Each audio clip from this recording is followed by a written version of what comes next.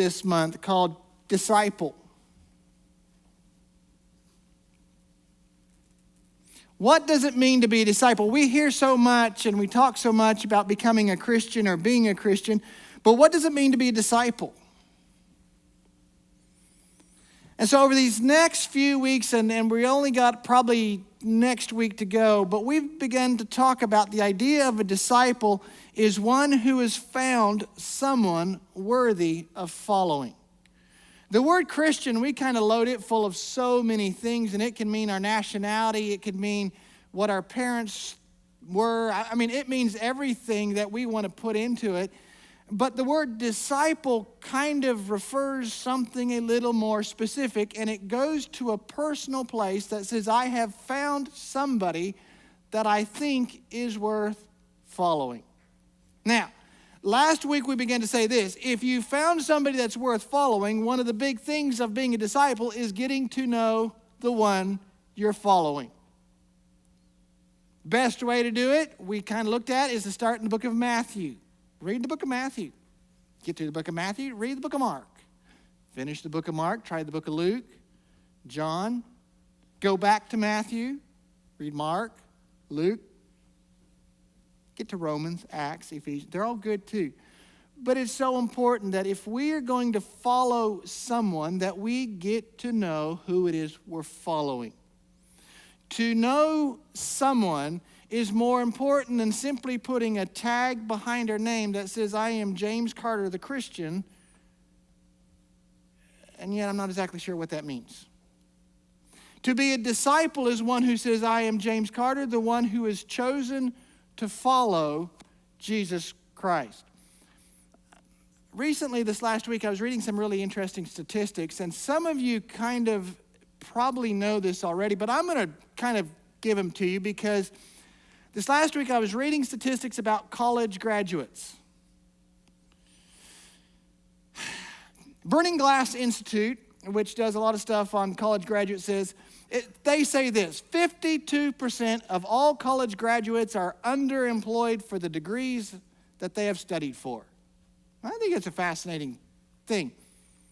However, another group called Next Gen Personal Finances state this. Only 46% of people are hired under the degree they studied for. Now, you guys probably already had a clear indication that that was probably true. A little over half of us never, ever used the degrees we actually went to college for. What does that mean? That means there's a whole bunch of us out there who have a whole bunch of knowledge that means absolutely nothing to us. The reason I bring this up is that as a disciple, we know our first goal is to know Jesus. We know the best way to know Jesus is to read about him, to understand him, to read his teachings, to see what he says. And we know this, the more that we get to know him or know about him, the more we're challenged by him, aren't we? With the more we get to know him, we understand this. He was a man who was full of compassion. He was full of love. He was full of mercy. And yet at the same time, he was a man who was firm, uncompromising, and willing to speak the truth. He was both a man who was willing to speak hope to a foreign Samaritan woman who had let's just put it this way, she lived a very complicated life. And yet at the same time, he was willing to challenge a religious Pharisee who had lost sight of God. He was a guy who calmed the storms by simply talking to them and yet refused to lift his voice to angry mobs who shouted, "Crucify him."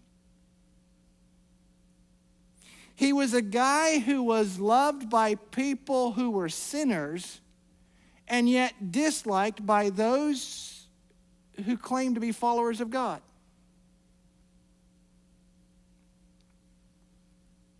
You see, the more we get to know him, the more it challenges us. It challenges us in the way that we think about love, about mercy, about forgiveness. It challenges us in the way that we think about winning and losing. It challenges us in ways that we think about temporary things versus eternal things. Yet the value of what we know is only as good as how it helps us to change our lives.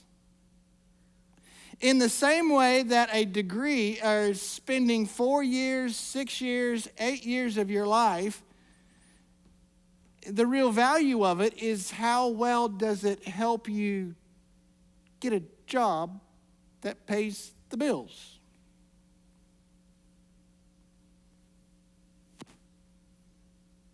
The same is true with us as followers of Jesus Christ. It's not so much how much we know, it's how we allow what we know to change how we live.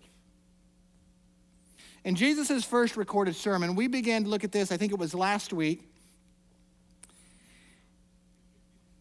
Recorded in Matthew chapter 5, 6, and 7. We often refer to it as the Sermon on the Mount. He kind of finishes this sermon. He stops and he speaks on topic after topic.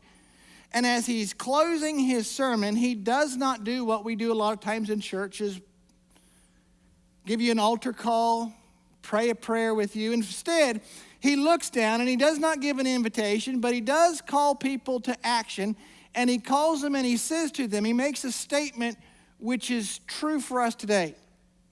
Instead of giving an invitation, he says, I'm going to tell you a story. We're going to close this sermon by telling you a little story.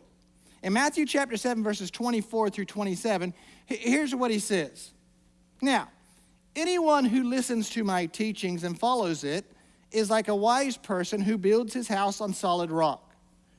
Though the rain comes in torrents and the flood waters rise and the winds beat against that house, it will not collapse because it is built on bedrock. Anyone who hears my teaching and doesn't obey it is foolish. He is like a person who builds his house on sand. When the rains and floods come and the winds beat against that house, it will collapse with a mighty crash. Jesus closes this sermon with a story about a builder. He says there's this thing that a wise builder knows, and that is that the value of a house is only as good as the foundation it builds its life on, or it builds its house on.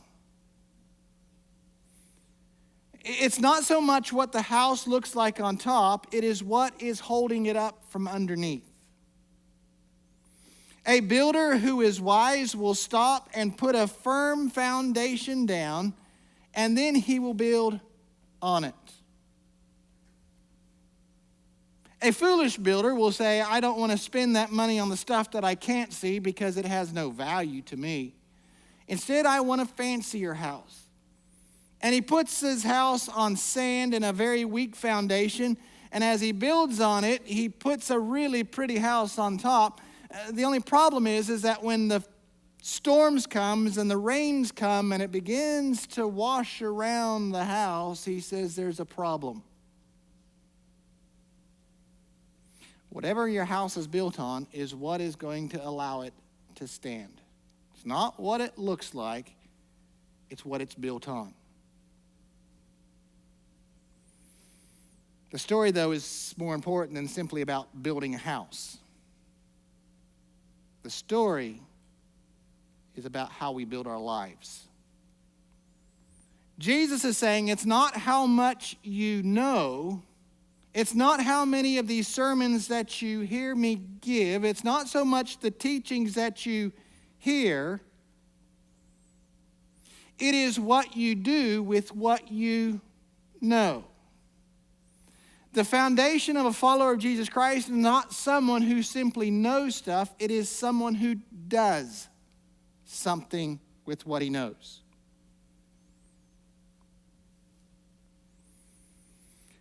I kind of want to put it in a way we kind of maybe, hopefully, can understand today. According to recent statistics, in 1988, I think it was, something like 80% of United States citizens claimed Christian on their census. It's not bad. You know what it is today? Something like 54%. But let's still think about that. Over half of the population in the United States still claim Jesus as their life story. Let's put it that way. Over 50% of the population of the United States still claim Jesus as their life story. Let's go beyond that. In fact, if we were to talk to almost the average person today in the United States, they would know, almost 90-some% would probably know if you said, do you know who Jesus is? They would say yes. Isn't he the guy that we do Christmas about?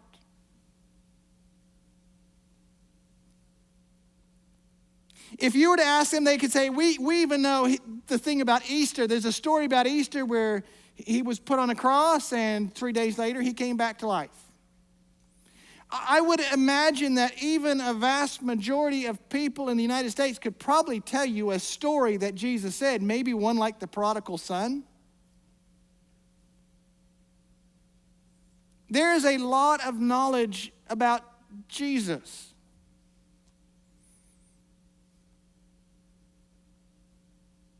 When you ask people about Christians, you're going to get a lot of different answers. You're going to get someone who says, I know somebody who was kind and compassionate. They were a real Christian. You're going to get someone who's going to say, I know a Christian. They were the meanest, most ornery, want to fight you about everything kind of person. You're even going to get those who are going to say, yes, I once tried to be a Christian. It didn't work for me.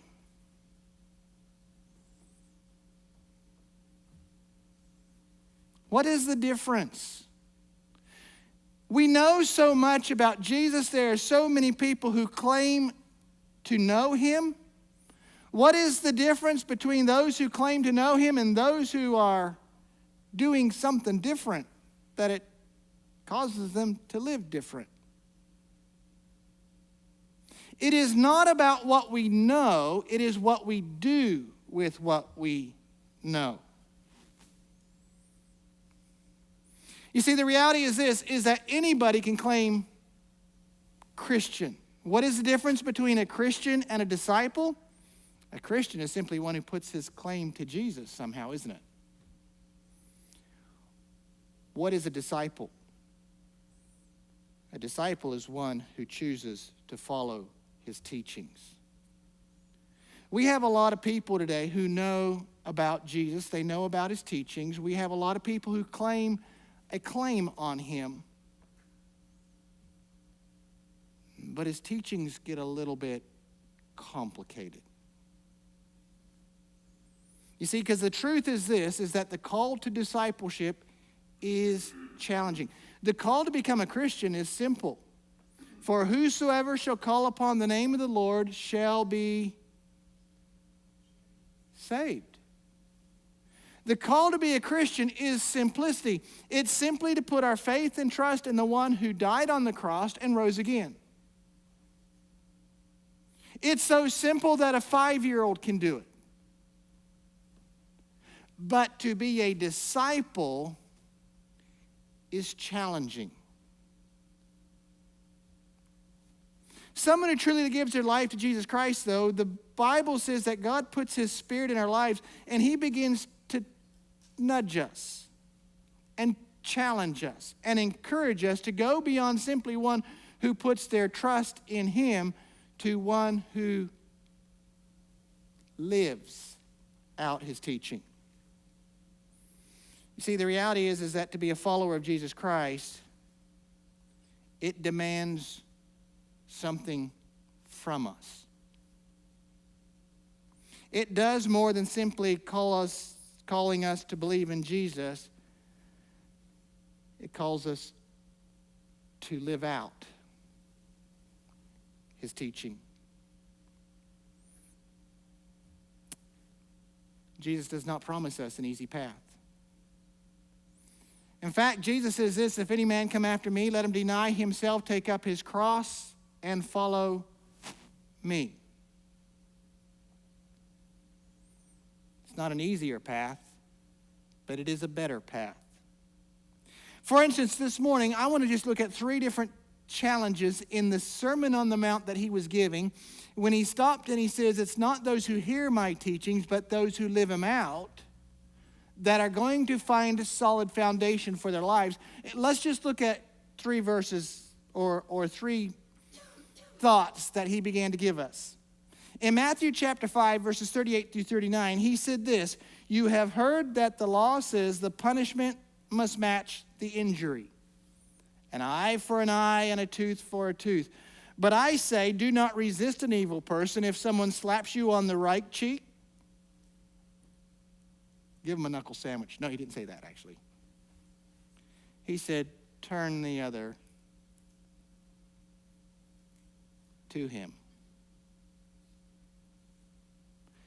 Do we hear what he's challenging us with?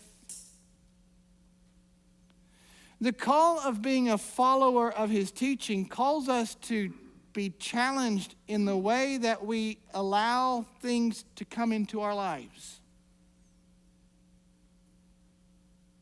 And by the way, we all believe an eye for an eye and a tooth for a tooth.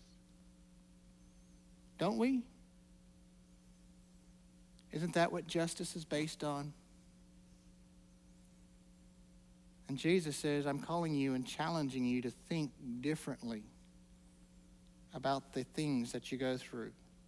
Again, as he goes on a little bit farther in his sermon in verses 43 and 44, he has said this, you have heard the law that says, love your neighbor, hate your enemy. But I say to you, love your enemies, pray for those who persecute you.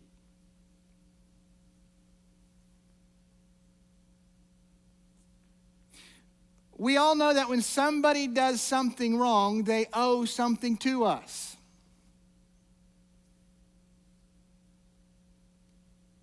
How do we respond towards those who do wrong?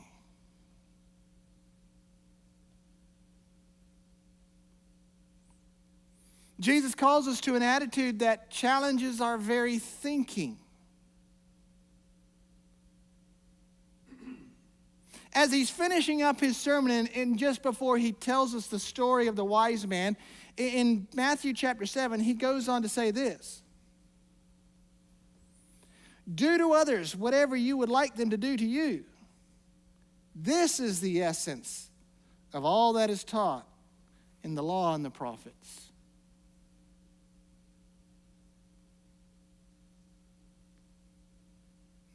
We know the golden rule, don't we? We were taught it as a child.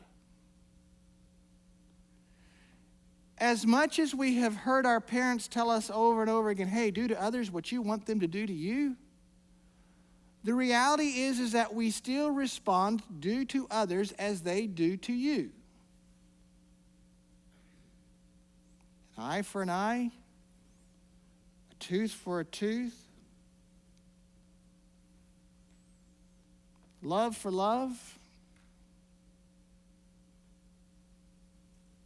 hurt for hurt.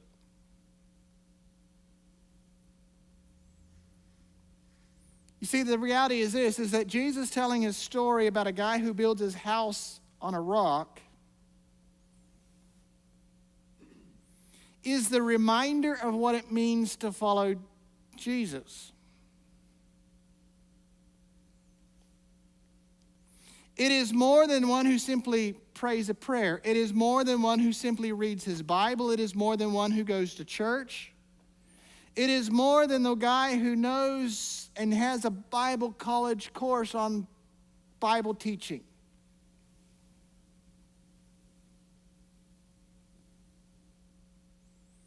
Instead, Jesus tells us the idea of what it means to be a follower is someone who knows my words and begins to put them into practice.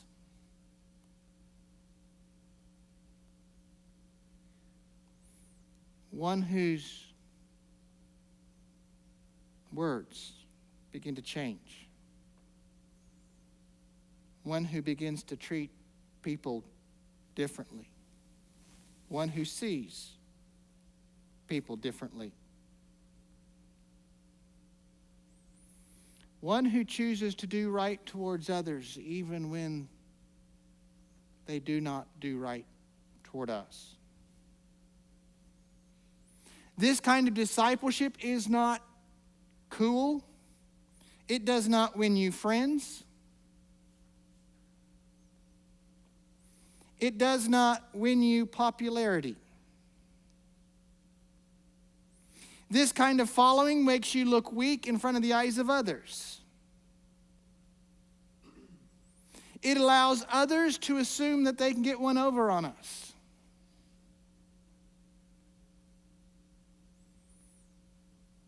Yet this kind of living calls us to a greater strength than we could ever have on our own.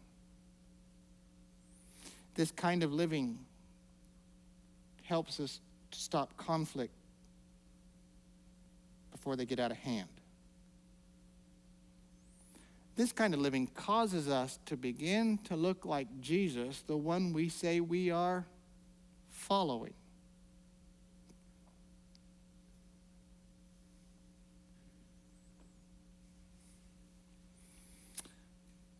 I want to say this. This morning you may have found yourself to be one of those college degree graduates who are not working in the field you graduated in.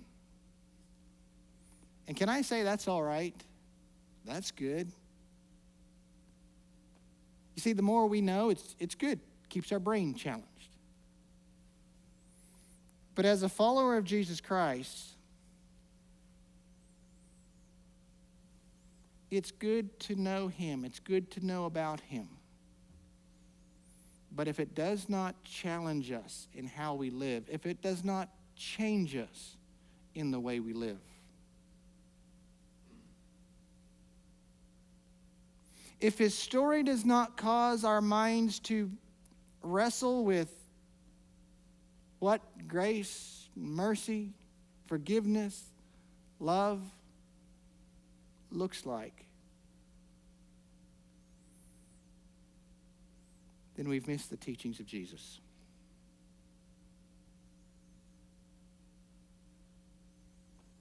Those of us who choose to become followers of Jesus Christ choose to step into a journey that is not about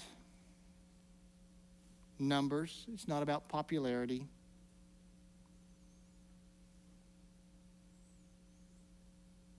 Instead, it's about a challenge. It's about learning to live a life that allows us to put our head on our pillows at night knowing we've done what was right, not what felt good.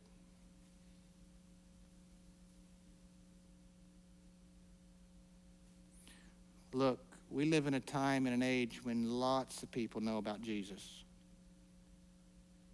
There's no shortages. In fact, you can get on YouTube and you can put something in about Jesus and you're going to get 30 different opinions on one single story. We do not struggle with our knowledge of Jesus.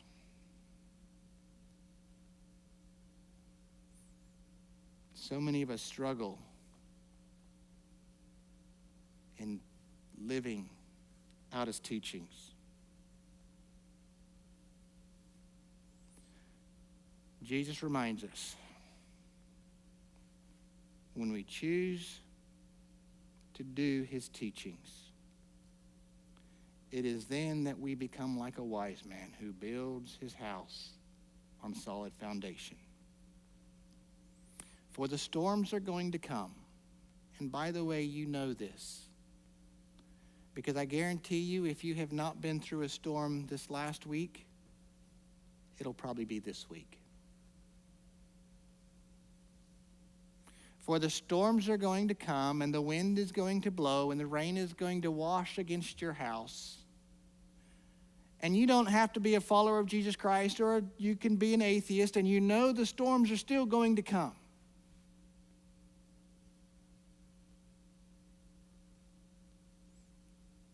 But our strength comes not in what we know, but in how we live out his teachings.